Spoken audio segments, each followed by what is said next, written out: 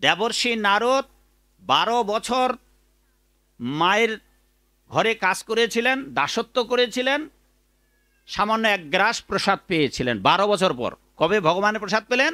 বৈকুণ্ঠে থেকে 12 বছর পর। আর ব্রহ্মা পেলেন ভগবত প্রসাদ কৃপা 432 কোটি বছর পর। আর আপনারা সাধুদের কথা শুনবেন না, প্রসাদ খাওয়ার জন্য অপেক্ষা করবেন। এখানে একটা সমাধান দেই। এখানে যারা মালু সম্প্রদায়, যারা মাছের ব্যবসা করেন, এই মৎস্যজীবীরা মাছের ব্যবসা করতে পারবেন, ব্যবসা অনুমোদন। কয়েকটা ব্যবসা করতে পারবেন না, যেমন কসাইগিরি করতে পারবেন না, তারপর মদের দোকানদারি করতে পারবেন না। এখন মরবার পর যদি নরকেও যাই, তা আমরা নরকে গিয়েও একেবারে হট্টগোল শুরু করে দেব হরিনামের। এবার নরকে গিয়েও কেউ যদি হরিনাম করতে পারে তবে রক্ষা পেয়ে যাবে। কিন্তু আপনারা এই জগতে যদি অভ্যাস না করেন, নরকে গিয়ে হরিনাম করার মনেই থাকবে না।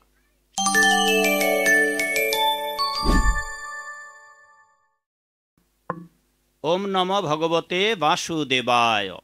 সবাই জানেন? সবাই জানেন। ও, জপ করা যাবে না? কালকেও জপ করছিলেন। ভাগবত আসরে জপ করবেন না, শেষ করে বন্ধ করুন। তাইলে নাম গ্রহণে 10টা অপরাধ আছে, এটা 11তম অপরাধ হবে। হরিবাসরে এসে জপ করা যাবে না, গল্প করা যাবে না, ঘুমানো যাবে না, কেবল ভগবত কথাই শ্রবণীয়। নিরপরাধে নাম লইলে পায় প্রেম ধন। এমনিতেই মানুষ ভক্ত হতে চায় না, আর যদি বা ভক্ত হয়েও যায় তারপরেও কাজ হবে না যদি অপরাধ শূন্য হয়ে ভগবত নাম না নেয়। ভক্ত হলেও অপরাধ হবে। আপনারা যদি 4টি নিয়ম পালন করেন, গতকালকে 3টির কথা বলেছি না, আর আজকে একটি কথা বলবো। এই 4টি নিয়ম পালন করার মধ্য দিয়েও যদি আপনারা ভগবানের ভক্ত হন, তবে কি আপনাকে কলি ছাড়বে? না, কলি তাও ছাড়বে না, সুযোগ পেলেই আপনাকে ধরবে। হ্যাঁ, সুযোগ পেলেই ধরবে। এই যুগটা হচ্ছে কলহের যুগ। এই যুগের নাম সবাই জানি। এই মামুনিরা, এই কন্যারা, যারা পেছনে বসে আছো মা, যাদের বিয়ে হয় নাই, তোমরা এই যুগের নাম বলো তো, নাম বলো। এই যুগের নাম কি? যাদের বিয়ে হয় না, এখানে অনেক কয়েকটা মামুনি আছে। কলিযুগ। এই কলিযুগ ঝগড়ার যুগ, কলহের যুগ। এই যুগে সাধু হয়েও কেউ যদি ঝগড়া করে তাইলে কলি ঢুকবে।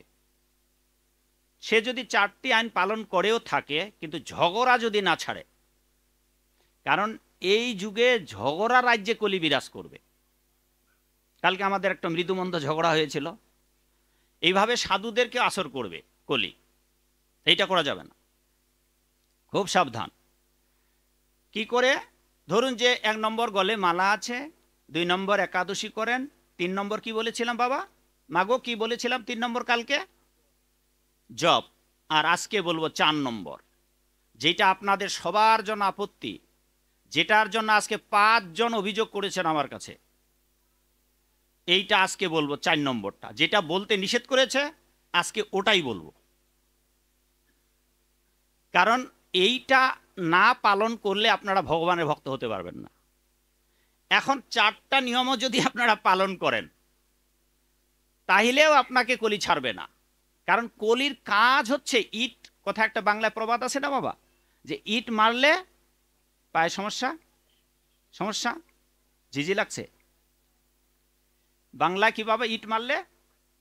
আমরা কলির বিরুদ্ধে যুদ্ধ করছি, তো কলি কি আমাদের বিরুদ্ধে যুদ্ধ করবে না? হ্যাঁ, আমি যদি আপনাদের স্বভাবের বিরুদ্ধাচারণ করি তবে তো আপনাকে খারাপ লাগবে বাবা। আপনারা যারা ভাগবত বক্তার সামনে বসে থাকেন, শ্রোতারা, আমার তো দীর্ঘ অর্ধেকের আয়ুর বেশি সময়, আমি যতদিন বেঁচে আছি তার অর্ধেকের বেশি সময় আমার তো অভিজ্ঞতা আছে। তারা সামনে যারা থাকে তারা চায় তাদের মতো করে আমি কথা বলি, ওদের প্রেয় রুচির। ভক্তি সিদ্ধান্ত সরস্বতী গোস্বামী প্রভুপাদ যেটা বলেছেন যে জগতের প্রেয় রুচির কথা বলা যাবে না, আপনি যেটা পছন্দ করেন এটা বলা যাবে না, শাস্ত্রে যেটা আছে আপনার পছন্দ হোক আর না হোক তা বলতে হবে। বাংলায় আরেকটা প্রবাদ আছে, ভালো লাগুক আর না লাগুক খান তিতা, বুঝুন আর না বুঝুন পড়ুন ভাগবত এবং গীতা। যা ভালো জিনিস, ছোট ছোট বাচ্চাদের রোগের জন্য ডাক্তার তিতা মেডিসিন দিয়েছেন, ওটা খাওয়াতে হবে। এবার তিতা মেডিসিন যে দেওয়া হয়েছে, মা কি করবে, বাবা কি করবে, হয় কলার ভিতরে ঢুকিয়ে খাওয়াবে বা কোনো কৌশল করে খাওয়াবে অথবা চিনি মিশিয়ে খাওয়াবে। বাচ্চা কিন্তু তিতা মেডিসিন খেতে চাইবে না, তবু খাওয়াতে হবে, কারণ ওর ভবরোগ সারাতে হবে, রোগ সারাতে হবে। সমাজের আমরা যেখানে বসে থাকি তার সামনে অধিকাংশ লোক এই ভবরোগের রোগী। নিজেরা নিজেরা রোগের চিকিৎসা করা যাবে না বাবা, নিজেদের মতো করে রোগের চিকিৎসা করলে আপনি তো মরবেন, তাই আপনাকে ডাক্তারের পরামর্শ শুনতে হবে। সমাজের অধিকাংশ লোক এই ধর্মের ব্যাপারে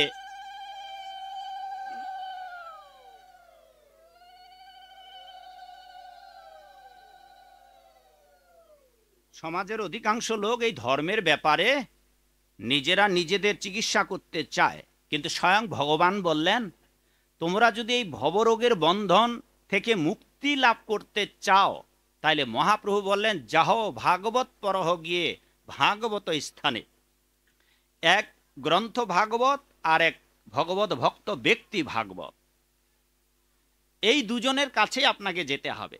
তবেই আপনি কি করে যাবেন, উগ্র চিন্তা ভাবনা নিয়ে, নাকি ভগবান বললেন যে তোমার যে বিষয়ে জানা নেই ওই বিষয়ে যদি তুমি জানতে চাও তাহলে সেই বিষয়ে একজন অভিজ্ঞ ব্যক্তিকে খুঁজে বের করতে হবে। আর ওই ব্যক্তির কাছে যেতে হবে কিভাবে, গীতায় ভগবান বলে দিলেন এইভাবে, তদ্বিদ্ধি প্রণিপাতেন পরিপ্রশ্নেন সেবয়া উপদেক্ষন্তীতে জ্ঞানীন তত্ত্বদর্শিন। আপনাকে বিনীতভাবে কৃতাঞ্জলি পুটে জোড় হাত করে গুরুর কাছে যেতে হবে বা তত্ত্বদর্শীর কাছে যেতে হবে, তিনি যা বলবেন নির্দ্বিধায় আপনাকে তা পালন করতে হবে। এটি হচ্ছে আধ্যাত্মিক জীবনের প্রথম শিক্ষা, যে আপনি যদি ভগবান সম্বন্ধে জানতে চান তাহলে আপনাকে আত্মসমর্পণের মনোবৃত্তি নিয়ে যেতে হবে। স্বয়ং প্রভু রামচন্দ্র বিনাশ করলেন রাবণ কুলকে, রাবণ ততক্ষণও নিঃশ্বাস ত্যাগ করে নাই। তিনি ভ্রাতা অনুজ প্রতিম লক্ষণকে বললেন এবার রাজ ধর্ম বিষয়ে জানবার জন্য পৃথিবীতে রাবণের নেয়ার দ্বিতীয় জন নেই, হে অনুজ এবার যাও রাবণের কাছে তত্ত্ব উপদেশ নেও। এমনি লক্ষণ একটু ক্রোধী সম্ভব, যিনি তার বৌদি মাতাকে চুরি করে এনেছেন, যার জন্য তাদের এত কষ্ট করে যুদ্ধ করতে হলো, সমুদ্র লঙ্ঘন করে যেতে হলো, সমুদ্র সেতু নির্মাণ করে যেতে হলো, সেই শত্রু যে তার কাছে যেতে হবে ধর্ম বিষয়ে রাষ্ট্র বিষয় পরিচালনার উপদেশ নিতে সম্ভব? মুশকিল। রামের আদেশে লক্ষণ গেলেন আর গিয়ে বললেন আমার জ্যেষ্ঠ ভ্রাতা রাম অযোধ্যার ভাবী সম্রাট, তিনি আদেশ করেছেন যে আপনি আমাকে রাজ্য পরিচালনার মন্ত্রীর সেনাপতির যা যা কর্তব্য কর্ম আপনি আমায় উপদেশ দিন। রাবণ উপদেশ দেয়নি, বলে আপনি এমন অধ্যত্ত যে আমার ভাই যে আপনাকে যুদ্ধে পরাস্ত করেছে আপনি আমাকে উপদেশ দিচ্ছেন না, আপনি আমার দাদার অবাধ্য। ভ্রাতা রাম ডেকে বললেন না, এভাবে নয়, এভাবে কোনো জ্ঞান লাভ করা যায় না। তুমি কি ঋষি, তাদের গুরু কে ছিল? কুলগুরু।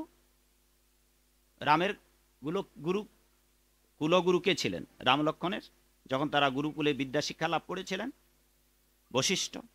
তুমি কি তোমার বশিষ্ঠ গুরুদেবের কাছে আমরা যখন শিক্ষাবিদ্যা লাভ করি তখন কি আমরা এভাবে গিয়েছিলাম?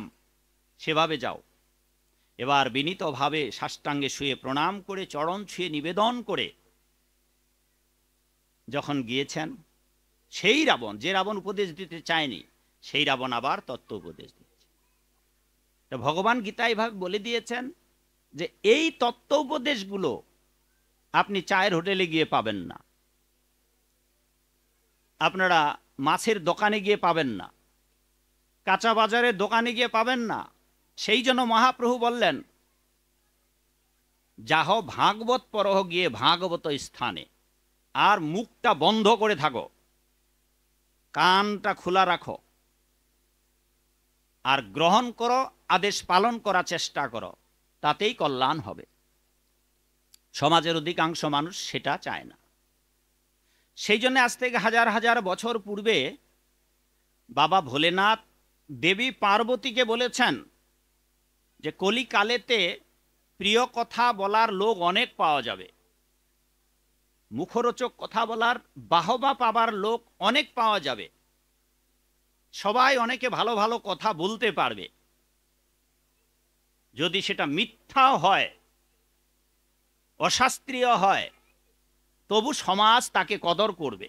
কিন্তু হে দেবী পার্বতী, অপ্রিয় অথচ সত্য এই কথা বলবার লোক কলিকালে বড়ই দুর্লভ হবে, সত্য কথা বলার লোক পাবেন না। আর যদি বা কোটি কোটি জনের মধ্যে দুই একজন সত্য কথার বলার লোক পাওয়া যায়, তো তাদের সত্য কথাগুলা শোনার শ্রোতা বড়ই আরো আকাল পড়বে। আমাদের সামনে যারা বসে থাকে তারা অধিকাংশ মানুষ যারা অপ্রিয় সত্য কথা শুনতে চায় না। এই যে বাবার অনেক বয়স হয়েছে, এই বয়সে বাবাকে নিজে সুন্দর করে তিলক এঁকে শিখা রেখে মস্তক মুন্ডন করে কৃষ্ণ নাম করার দরকার। বাবাকে এখানে এসে এক মা তিলক দিয়ে দিল, নিজে পড়ছে না। তা সেই জন্য আপনাদের বিনীতভাবে বিষয়গুলো জানতে হবে যে এইভাবে যে তিলক দিল, এইটা পর্যন্ত বেভিচার।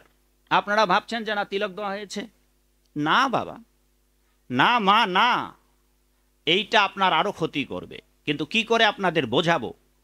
কারণ এটা আপনারা এখানে চল করে নিয়ে এসেছেন, ওই মামুনিটা তিলক দিয়ে বেড়াচ্ছে। এক জায়গায় যখন বললাম যে এইভাবে এটা করবেন না, তারা আমার কাছে এসে বলল যে আমরা এই তিলক দিয়ে মানুষের কাছে কিছু দক্ষিণা পাই, সেই জন্য দেই। দেখুন কি ভাবনা।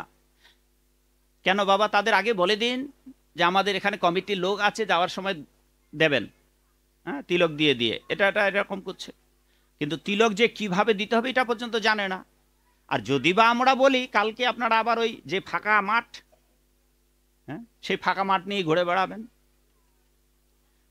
সেই জন্যে এখানে আসবার উদ্দেশ্য হচ্ছে যে আপনাদের, যে আমাকে কেন নিয়ে এসেছেন এখানে, এই জন্যে যাতে করে আমরা কিছুটা পরিবর্তন হই, ধর্মের ব্যাপারগুলো জানি।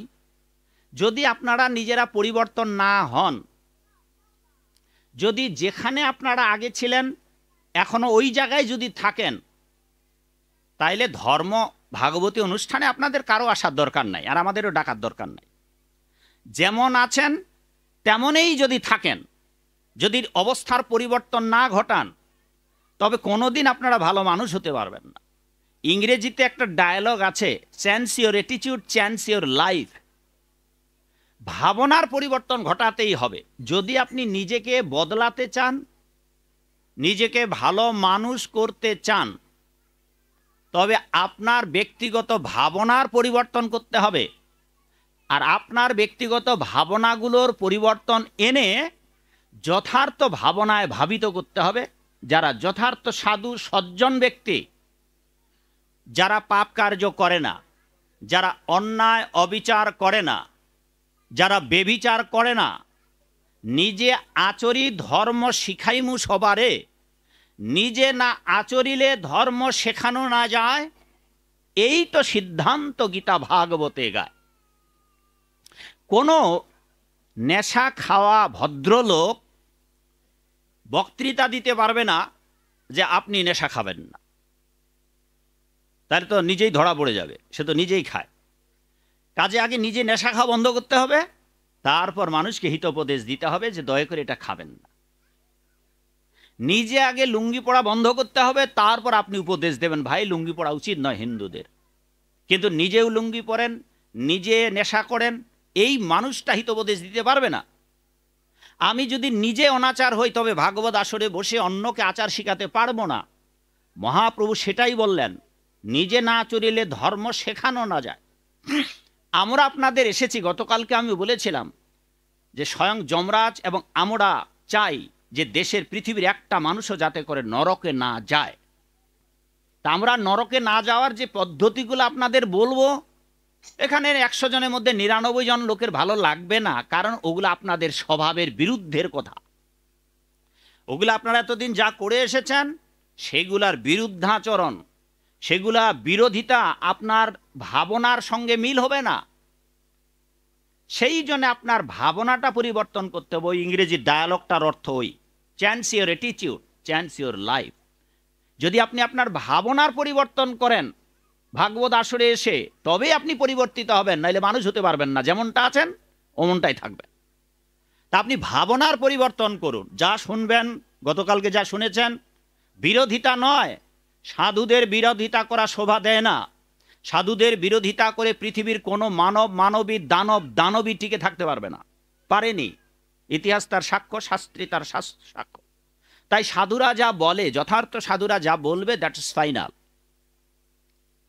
আর সেটার যদি বিরোধিতা করেন বাবা, যদি আপনি আপনার অবস্থার পরিবর্তন না করেন, তো কি হবে? সংসারও ভজিলি গৌরাঙ্গ ভুলিলি, না শুনিলে সাধুর কথা, ইহকাল পরকাল দুকাল খোয়াবে, খাইবে আপন মাথা। হ্যাঁ, জানিয়া শুনিয়া বিষ খাইনু, এমন কি লাগি আইলি ভবে, এমনও জনমে হরি না ভজিলি, সে তুই মানুষও কবে। এমন দুর্লভ মানব জীবন পেয়েছেন, আর তো আসবেন না। তো যে কথাটা বলতে চাইছিলাম তা হচ্ছে ওম নম ভগবতে বাসুদেবায়।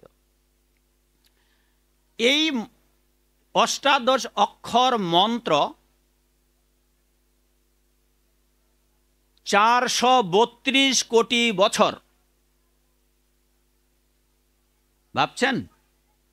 আমাদের সৌর জগতের গাণিতিক হিসাবে 432 কোটি বছর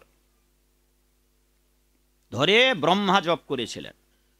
ওম নম ভগবতে বাসুদেবায়, ওম নম ভগবতে বাসুদেবায়, ওম নম ভগবতে বাসুদেবায়। কত বছর? ওই মা, কত বছর মাগো বলুন তো, কোনো একটা মা পেছনে?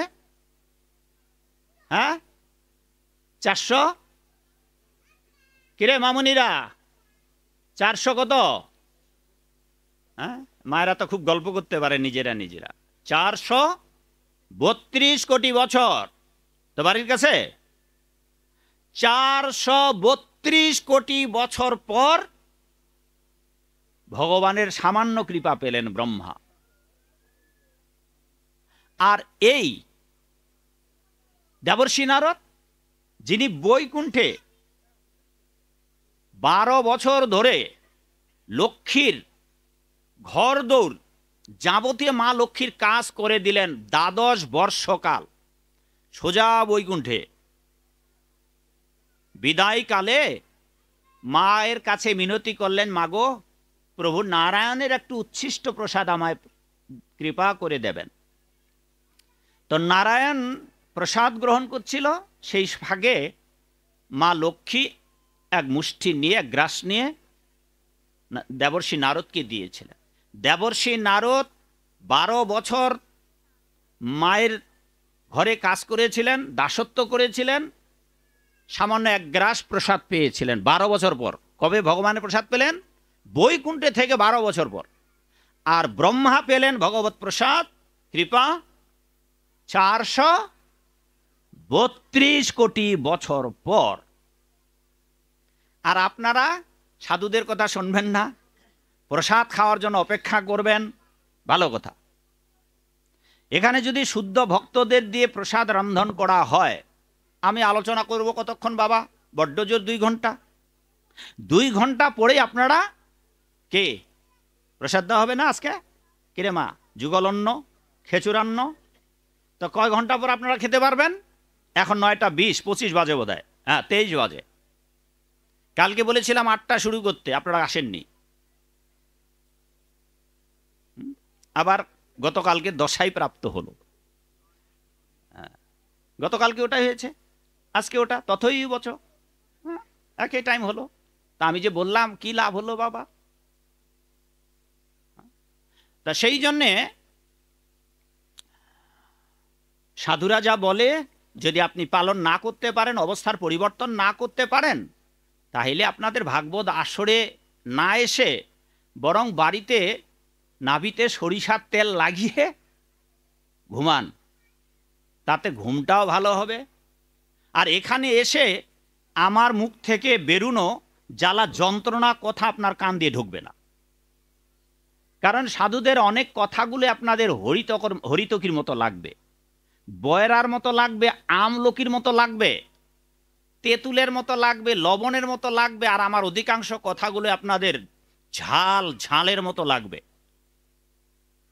সুতরাং যদি অবস্থার পরিবর্তন না করতে চান, যেমন আছেন, এই 8 বছর 9 বছর ধরে করেছেন, যেমনটা ছিলেন ওই রকমই যদি থাকেন, তাহলে আমার মতো জিতেন্দ্রীয় দাসের আসার কোনো দরকার নেই। এইবার আমি আপনাদের একটা চ্যালেঞ্জ করে বলতে পারি যে আমার আলোচনা শুনে, এটা আমার অহংকার, কারো যদি আক্কেল না হয়, সারা পৃথিবীতে আমাদের বৈষ্ণব রয়েছে, এই বাংলাতে অনেক বৈষ্ণব আছে যারা খুব বিনীতভাবে কথা বলে, খুব তৃণাদপি সুনিচনভাবে যথার্থ বৈষ্ণব, জীবে সম্মান দিবে জানি কৃষ্ণ অধিষ্ঠান। এমন বৈষ্ণব আছে, একটা থাপ্পড় দিল বলবে যে আরেকটা দিয়ে দাও। আমি কিন্তু ওই দলের লোক নই। সবাই তো বলে বিনীতভাবে, কেঁদে কেঁদে, সেধে সেধে, গড়াগড়ি দিয়ে। গৌড়ীয় মঠের এক প্রবীণ সন্ন্যাসী আমার আলোচনা শুনে পরের দিন আমাকে ডেকে পাঠালেন, বললেন যে যা যা বলছেন তা আমি তো ভয় পেয়ে গেছিলাম, কোন দিক দিয়ে ইট পাটকেল আসে নাকি। বললাম যে মহারাজ, আজ অবধি সারা বাংলার কারো সাহস নেই ইট পাটকেল ছোড়ার, এ তো আপনাদেরই কৃপা। সবাই আপনারা বৈষ্ণবের মতো প্রচার করেন, আর আমি একা ধাক্কা দেই। তো একজনের ধাক্কা আপনারা করুণা করে আমাকে রক্ষা করবেন?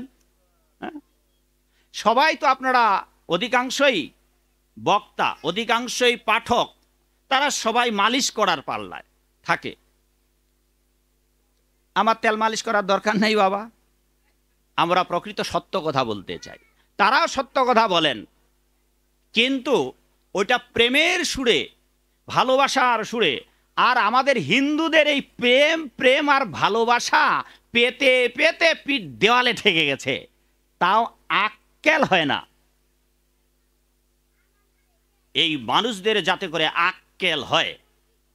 আর আপনারা ওই যে বলেছিলাম, এক জন্মে ভগবানের ভক্ত হতে পারবেন না, বহুনাং জন্ম নামন্তে। কৃষ্ণ ভগবান এটাই জানতে পারবেন না, দুর্ভাগারা। এবার দেখুন যে ব্রহ্মা, আচ্ছা আসতেছে তো বসতেছে, এই জন্যই বসার সময়টা একটু দিতে হবে তাদের। মাগো ধীরে ধীরে বসুন, কথা না বলে। তাইলে ব্রহ্মা পেলেন 432 কোটি বছর পর ভগবানের কৃপা। দেবর্ষি নারদ সোজা বৈকুণ্ঠে গিয়ে কৃপা পেলেন 12 বছর পর। আর আমরা মর্তলোকে আছি, তাহলে আমাদের কত সময় লাগবে? আর আমাদের অত আয়ুষ্কাল থাকবেই না, কখন মরে যাব। সেই জন্য যতটুকু আয়ু আছে, ওই যে কালকে তো বোধহয় বাবাকে বলেছিলাম না, কাকে এখানে কোনো বাবাকে বলেছিলাম যে বাবা আপনার ছেলে আছে, আপনাকেই বলেছিলাম, হ্যাঁ, যে আপনার ছেলেকে সারা পৃথিবীর টাকাগুলো যদি দেওয়া হয়, তা বাবাকে যুবক বানা যাবে? আমাকে যুবক বানা যাবে? আর যাবে না। তো তেমনি করে আমরা জীবনের সামনে গিয়ে আর যুবক হতে পারবো না, বা আয়ুকে ফিরে আনতে পারবো না। তাই যতদিন গেছে ততদিনে আমরা মরে গেছি। এখন যে কটা দিন আছে, যে কয়টা দিন গ্রাস আস্বাদনের সময় সীমা আছে, যতবার নিঃশ্বাস নেওয়ার আয়ুষ্কাল আছে ততবার নিঃশ্বাস নেবেন, নিঃশ্বাস নেওয়া শেষ, কাল প্রবাহে আপনাকে বিদায় নিতে হবে। তো সেই জন্যে যতটুকু নিঃশ্বাস আছে এরই মাঝে আপনি মায়ের গর্ভে, গর্ভ উপনিষদে বলা আছে, আমরা যখন মায়ের গর্ভে ছিলাম তখন আমরা এত কষ্ট যন্ত্রণা ভোগ করেছি, এবং সেইটা ভাগবতেও আছে। এত কষ্ট কিরকম বর্ণনা দেওয়া হচ্ছে। ছোট্ট একটা জঠর, জরায়ু, যেটা মায়ের এখানে, মা কোন দিকে থাকে, বাম দিকে না ডান দিকে? হ্যাঁ মা, আমরা পেটে, মায়ের পেটে কোন দিকে ছিলাম? কে মায়েরা বুঝতে পারেন না পেটের কোন দিকে বাচ্চা থাকে, বাম দিকে না ডান দিকে? হ্যাঁ কিরে মা, বাম দিকে? ক্ষমা করবেন, মা কষ্ট পাচ্ছে। হ্যাঁ বাম দিকে। এইবার ছোট একটা জায়গা, একটা থলে বেলুনের মতো, অতটুকু জায়গায় প্রভুপাদ ব্যাখ্যা দিয়েছেন, ভাগবতে ব্যাখ্যা রয়েছে, গর্ভ উপনিষদে ব্যাখ্যা আছে। অতটুকু জায়গায় মাথাটা আপনার এই বুকের মধ্যে, পা দুখানা, পাজর একেবারে এইভাবে, মাথাটা এইরকম করে। তো মায়ের জঠরে আমরা যেভাবে ছিলাম, এই এখন সুস্থ মানুষকে এই বের হওয়ার পর যদি কয়েক সেকেন্ড ওইভাবে রাখা যায়, কয়েক সেকেন্ডের মধ্যে মরে যাব। কে বাবু, আপনার ঘাটটা বাঁকা করে যদি বুকের মধ্যে ঠেকানো হয়, পাগুলো পাজরের মধ্যে ঢুকে দেওয়া হয়, বাঁচবেন আর কতক্ষণ? কে বাবু, আমরা আমাদের মাথাটা, থুতনিটা এখানে ঠেকাতে পারবো এমন করে, একটা মাথাটা ঘাটটা এমন করে দেখবেন এই রকম করে আছে মায়ের জঠরে।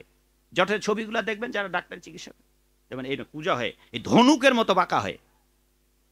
শাস্ত্রে বলছে যে এখন প্রাপ্তবয়স্ক মানুষকে যদি ওই রকম করা হয় কয়েক সেকেন্ডের মধ্যে মরে যাবে। ভগবানের কৃপায় আমরা বহু কষ্টে, প্রতি মায়ের জন্মের জন্মে, প্রতি প্রাণীর গর্ভের ভেতরে দুর্গন্ধ, তারপর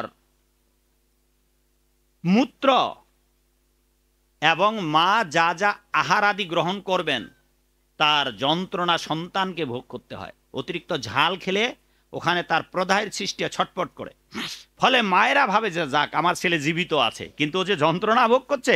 সন্তান যদি নড়াচড়া না করে, চুপ করে থাকে, মা দৌড়াবে ডাক্তারের কাছে, এবার ঝাল খাও, টক খাও, হ্যাঁ, ও ছটপট করবে। কিন্তু এইটা বাহিরের, ওরা তো জানে না যে কেন ছটপট করছে, ওটা যন্ত্রণায় ছটপট করছে। এইভাবে বহু যন্ত্রণা পেয়ে জননী জঠরে ছিলাম যখনও, বিষম বন্ধন পাশে, একবারও দেখা দিলে প্রভু, দিয়া প্রভু বঞ্চিলে দিন দাসে। মাতৃ জঠরে, মায়েরা ভালো করে শুনুন, মাতৃ জঠরে কোনো সন্তান এলে 7 মাস পর, 7 মাস হলে আপনি যেই রকম ভাবনায় ভাবিত হবেন আপনার সন্তান তাই হবে। এবং বর্তমান মেডিকেল সায়েন্স তারাও বলেছেন 7ম মাস অতিক্রম হলেই সন্তানেরা মায়ের গর্ভ থেকে বাহিরের সমস্ত শব্দ শুনতে পায়। এবং বিজ্ঞানী বলেছেন যে আমাদের মস্তিষ্কের ব্রেইন শিশুকালে এই সাদা কাগজের মতো, এখানে যা যা দাগ দেওয়া হবে তাই হবে, শিশুদের মস্তিষ্কে তাই হবে। তা না হলে, আগের দিনে মোবাইল ছিল না, বাচ্চাগুলো তো মোবাইল টিপে নেই। এখন বাচ্চাগুলো বের হলে, একটা বাচ্চা দেখলাম এদিন বিছানায়, সে কথাও বলতে জানে না, মোবাইল রেখে দিয়েছে, ওটা উঠে এমন করতেছে, এমন করতেছে, হ্যাঁ, মোবাইলটা টানতেছে, তাই না আবার এমন করছে। ওকে কে শিখাইল? ও মায়ের পেটে শিখে এসেছে। ভারতে দেখবেন বা বিভিন্ন দেশে ছোট ছোট বাচ্চাগুলো যে মৃদঙ্গটা তুলতে পারে না, একেবারে ফাটাফাটি বাদক। কেন? ও পূর্বকালেতে এক বাদক ছিল, নাইলে তার বাবা বাজাতো অথবা কেউ বাজিয়েছে, সেখানে শিখেছে। এইভাবে 7ম মাসে আমরা এতটা যন্ত্রণা অনুভব করেছি, ভগবানের কাছে কেঁদে কেঁদে মিনতি করেছি, আর ভগবান দেখা দিয়েছে। ভগবান দেখা শুধু দেয় নাই, 7 মাসে দেখা দিয়েছেন। এবং পূর্ব জন্মে আপনি কোন কোন প্রজাতিতে জন্মগ্রহণ করে এই পৃথিবী ভ্রমণ করেছেন সবগুলাই ভেসে উঠবে। আর সেই সময় আপনার আক্কেল হবে, আর আপনি বলবেন যে প্রভু আমাকে আর জম্মুদ্বীপে পাঠাবেন না, ওখানে গিয়ে তো এত কষ্ট পেয়েছি, আমি এখানেই থাকতে চাই, বরং তোমাকে স্মরণ করে আজ আমি কৃতার্থ প্রভু, বলেন না, তুমি যদি এখানেই থাকো তাহলে তুমি মাতৃহত্যার পাপে লিপ্ত হবে, তাহলে আবার জনম জনম তোমাকে ঘুরতে হবে। বলে তাইলে উপায়? তোমাকে যেতেই হবে। তোমার এই বিপদ থেকে যদি উদ্ধার পেতে চাও, যে প্রভু আপনি আমার এই বিপদ থেকে উদ্ধার করুন, যদি আপনি আমার এই মাতৃ জঠরের এই বিপদ যন্ত্রণা থেকে আমাকে উদ্ধার করেন, তবে আমি প্রতিজ্ঞা করছি। মায়েরা শুনুন, সন্তান আপনাদের গর্ভে সপ্তম মাসে কি প্রতিজ্ঞা করে এসেছেন? আপনারা সবাই নিজেরাও এসেছেন। কি প্রতিজ্ঞা? হে প্রভু, এই জননী জঠরে থেকে আপনি যদি আমাকে বিপদ থেকে মুক্তি করে দেন, আমি আপনাকে কথা দিচ্ছি, শয়নে স্বপনে জাগরণে এবং নিঃশ্বাসে প্রশ্বাসে, নিঃশ্বাস নেওয়ার সময় এবং ছাড়ার সময়, উভয় সময় আমি নিরন্তর তোমার গুণ কীর্তন করে জীবন কাটিয়ে দেব। কে মাগো? হ্যাঁ, বাবারা তো হরিবোল দিচ্ছে আর আসে লাগাইলো গন্ডগোল। খুব ভালো লাগলো, এইবার প্রতিজ্ঞা করে এসেছেন। আর বিজ্ঞানীও বললেন, গবেষণা করে তারা, যে নিঃশ্বাস কয়বার নেয় আর ছাড়ে জানেন বাবা? 21,600 বার। এটা বিজ্ঞানও বলেছে, এবং সেইটা গর্ভোপনিষদে শাস্ত্রেও লেখা আছে যে আমরা 21,600 বার নিঃশ্বাস নেই এবং ছাড়ি, উভয় মিলে 21,600 বার। এবার আপনি মায়ের গর্ভে, গর্ভোপনিষদে বর্ণনা করা হচ্ছে, মায়ের গর্ভে থাকাকালীন ভাগবতে বর্ণনা করা হচ্ছে এই গর্ভের কষ্ট এবং যন্ত্রণার কথা, যে আপনি প্রতিজ্ঞা করে এলেন 21,600 বার আপনি ভগবানের নাম করবেন এই পৃথিবীতে এসে। কিন্তু এই মায়ার সংসারে পড়ে আদরেরও ছেলে, স্বজনেরও কোলে হাসিয়া কাটানো কাল। আর কি হলো? জ্ঞান না হইল লব পরিমাণ, কিঞ্চিত মাত্র জ্ঞান হল না। বিদ্যারও গৌরবে ভ্রমি দেশে দেশে ধন উপার্জন করি, অবশেষে তোমারে ভুলিনু হরি। এই মায়ার সংসারে মাতৃগর্ভ থেকে বেরিয়ে এসে, হ্যাঁ, কান্নাকাটি করে সব ভুলে গেলাম। প্রতিজ্ঞা করলাম 7 মাস আগে, 3 মাস পর মাতৃগর্ভ থেকে বেরিয়ে আসলাম। 3 মাসের মধ্যে মায়ের গর্ভ থেকে বের হওয়ার সাথে সাথেই আদরে কান্নাকাটি করে, টুকুন মোনা, চাঁদের কোনা, সাগর সেচা মানি, গোড়ে বাবা 14 রাজার ধন, নাচাতে নাচাতে হারিয়ে গেল কৃষ্ণ নামের আসল রতন। পরিণাম কি হলো? মায়ার সংসারে আত্মীয় পরিজন বেড়ে গেল, আর ভগবানের কাছে 7 মাসে যে গর্ভে প্রতিজ্ঞা করে এলেন ওটা ভুলেই গেলেন। এই ভুলে যাওয়ার পর কি করে আপনি জানতে পারবেন যে ওখানে প্রতিজ্ঞা করে এসেছেন? কবিরাজ গোস্বামী কৃষ্ণদাস, যিনি চৈতন্য চরিতামৃতকার, তিনি বলেছেন তোমরা যে ভুলে গেছো সেইটা স্মরণ করে দেওয়ার জন্যই জীবের কৃপায় কইল কৃষ্ণ বেদ পুরাণ। আপনারা ভুলে গেছেন, আমরা ভুলে গেছি, তাহলে ভুলে যাওয়া কথাটা কি করে আমরা জানতে পারবো? এই যে শাস্ত্রাদি, বৈষ্ণব রচিত গ্রন্থাদি, ব্যাসদেব রচিত গ্রন্থাদি পড়ে আমরা ভুলে যাওয়া কথা জানতে পারবো। কিন্তু কোনো মানুষ যদি শাস্ত্রই না পড়ে, আপনি আপনার ব্যবসা নিয়ে, আপনারা জেলে সম্প্রদায়, আপনারা মাছের ব্যবসা করে ব্যস্ত, যারা কৃষিকাজ করে, যারা পেঁয়াজ লাগান আপনাদের এলাকায়, তারা পেঁয়াজ লাগাতেই ব্যস্ত, যারা চাকরি বাকরি করে, তার সবাই তো যার যার কাজেই ব্যস্ত। জনৈক ঋষি দুঃখ করে বলেছেন, পাখিরা জন্ম হয়েছে, তারা কুজন করে গান গায়, নিজেদের খাদ্যের অন্বেষণে ভোরবেলায় বাইরে চলে যায়, সন্ধ্যাকালীন আগে গোধূলি লগ্নে ফিরে আসে আপন নীরে। তারা তাদের পশু পক্ষীরা যার যার দায়িত্ব কর্তব্য পালন করে। এই পৃথিবীর সকল মানুষ সৃষ্টি হয়েছে পরম পুরুষ পরমেশ্বর ভগবানের আরাধনা করার জন্য, কিন্তু মানুষ তা করে না। মানুষ নিজের উদরটা নিয়েই ব্যস্ত, দুর্ভাগ্য। আর মানুষ খাদ্যের জন্য এতটাই ব্যস্ত যে শাস্ত্রে তাদেরকে বোকা, মূঢ়, ননসেন্স বলে অবজ্ঞা করা হয়েছে।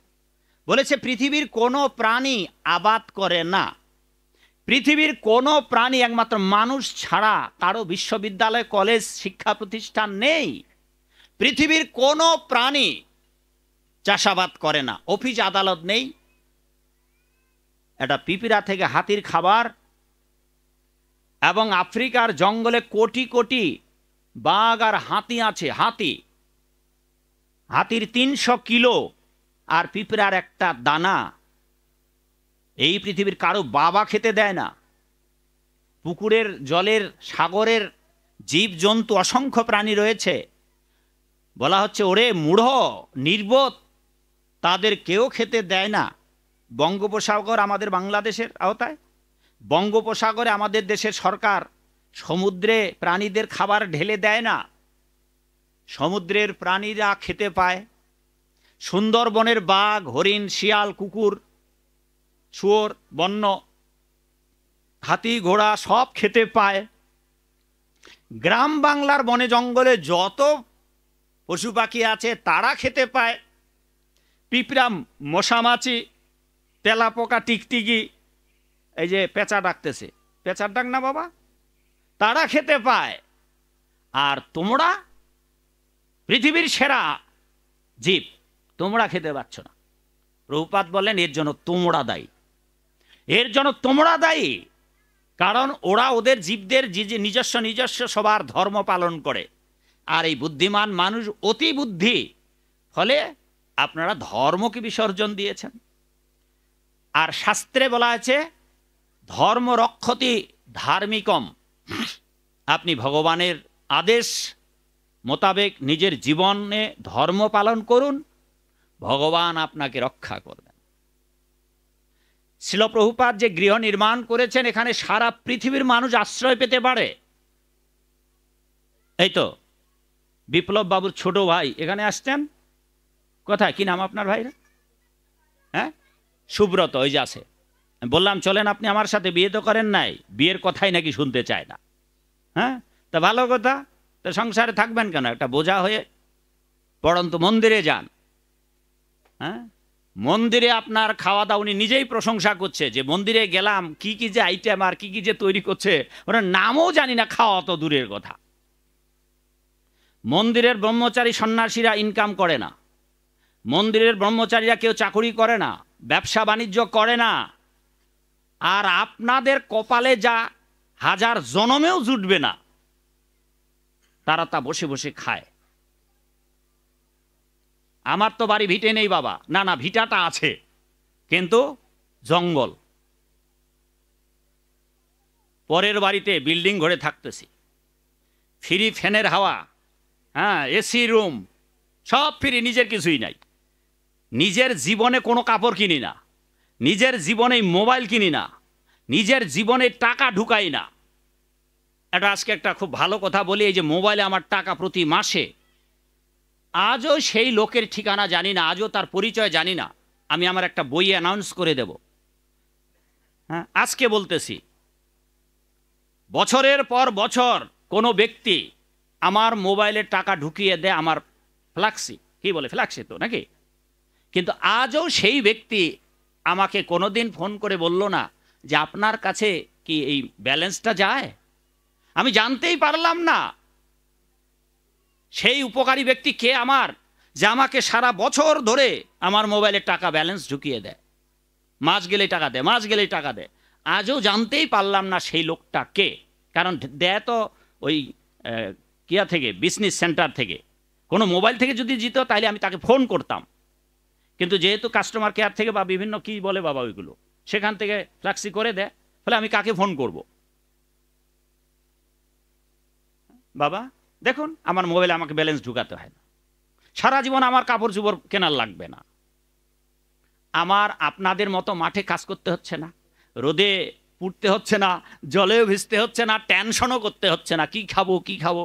হ্যাঁ, নিজে হয়তো দুমুঠো মোটা ভাত অর্থাৎ ডাল ভাত খেতে পারতাম, আর মায়ের বাড়িতে আসছে ছানা, হ্যাঁ, তা পায়েস, কত আইটেম।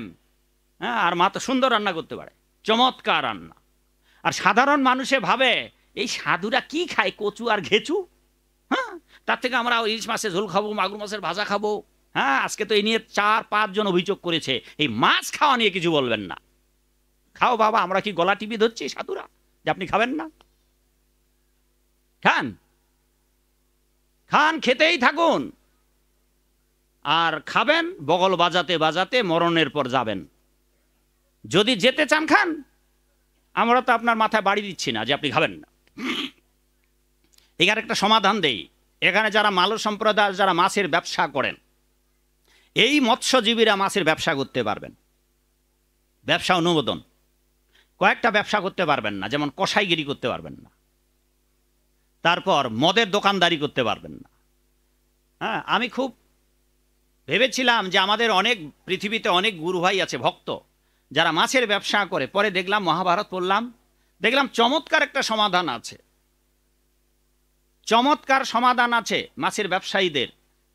একজন মৎস্য বিক্রেতা মৎস্য বিক্রি করছে, আর এক গৃহস্থ গিয়ে তার কাছে মাছ কেনবার সময় জিজ্ঞাসা করলেন, আপনি একজন সাধু মানুষ, পরম বৈষ্ণব, কপালে তিলক, গলে তুলসীর হাড়, তো আপনি এই মৎস্য বিক্রি করছেন কেন সাধু হয়ে? হে মহাভারতে কাহিনী। সেই মৎস্যজীবী উত্তর দিচ্ছেন যে পূর্বকালেতে আমি অমুক ছিলাম, সেই কালেতে আমি এই পাপ করেছিলাম, কিন্তু আজও এই মৎস্যজীবী করছি, পূর্বের জন্মের কথা আমার সব মনে আছে। এই যে মাছ বিক্রি করছে, এটাই আমার দণ্ড, পূর্বের পাপের দণ্ড এটা আমার। কারণ আমার সংসার নির্বাহের আর কোনো উপায় নেই, এই মাছ বিক্রি করে আমাকে খেতে হবে, এইটা পূর্বের অভিশাপ আমার। কিন্তু আমি নিজে খাই না।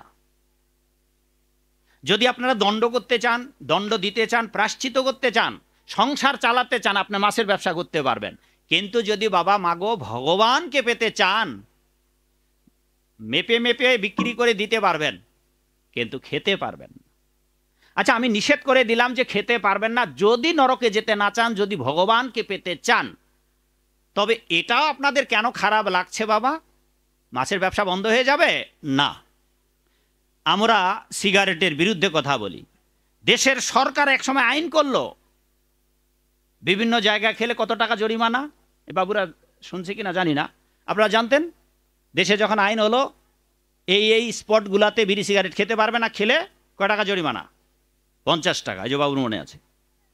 হ্যাঁ, আর কেউ যদি বলে, আর সবাই তো জানে যে ধূমপানে বিষপান, কথাটা শুনে যান, আর আপনি কানে আঙ্গুলি দিয়ে বলছেন শুনবো না শুনবো না, আপনার বাপের টাকা দিয়ে খাই নাকি?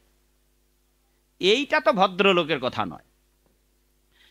জেনে শুনে বিষপান, জানিয়া শুনিয়া বিষ খাইনু, হরি হরি বিফলে জনম গোয়াইনু। পরের লাইনটা জানেন কেউ? মনুষ্য জনম পাইয়া রাধা কৃষ্ণ না ভজিয়া, জানিয়া শুনিয়া বিষ খাইনু। তা আপনার জেনে শুনে বিষ খাচ্ছেন, তার জন্য তো জিতেন্দ্রিয় দাস মরবে না। জেনে শুনে আপনারা বিষ খাচ্ছেন, আমরা তো আপনার গলায় গিয়ে টেপে ধরবো না যে আপনি বিষ খাইয়েন না। খাচ্ছেন, আপনি তো জানেন ওটা বিষ, তাও খাচ্ছেন, এতে তো সর্বনাশ আপনার হবে। এখন শোনেন আর না শুনেন, মানেন আর না মানেন, সেটাও চৈতন্য চরিতামৃতে বলা হয়েছে। কেহ মানে কেহ না মানে, সব কৃষ্ণের দাস। আর যে না মানে, সেই পাপে তার হবে সর্বনাশ। বাবা, আমি যা বলছি তা যদি আপনারা পালন না করেন, তবে মৃত্যুর পরপারে গিয়ে কি আমার একটা টিকির চুল খসাতে পারবে যমরাজ? সাধুদের এটা করবেন না, কারণ তিনি পরম বৈষ্ণব। এখন মরবার পর যদি নরকেও যাই, তা আমরা নরকে গিয়েও একেবারে হট্টগোল শুরু করে দেব হরিনামের। এবার নরকে গিয়েও কেউ যদি হরিনাম করতে পারে, তবে রক্ষা পেয়ে যাবে। কিন্তু আপনারা এই জগতে যদি অভ্যাস না করেন, নরকে গিয়ে হরিনাম করার মনেই থাকবে না, সুযোগ হারাবেন আপনি। আপনি হরিনাম করুন, যদি নরকে আপনাকে যেতে হয়, তা আপনি নরকে গিয়ে হরিনাম করতে পারবেন, আপনি বেঁচে আসবেন। তা সেই জন্যে বাবা, মাথা গরম না করে খান, পেঁয়াজ খান, মাছ মাংস খান, কিন্তু মাথাটা ঠান্ডা রেখে সাধুদের কথাগুলো বিচার করুন। এতে আপনাদের নিজেদের কল্যাণ,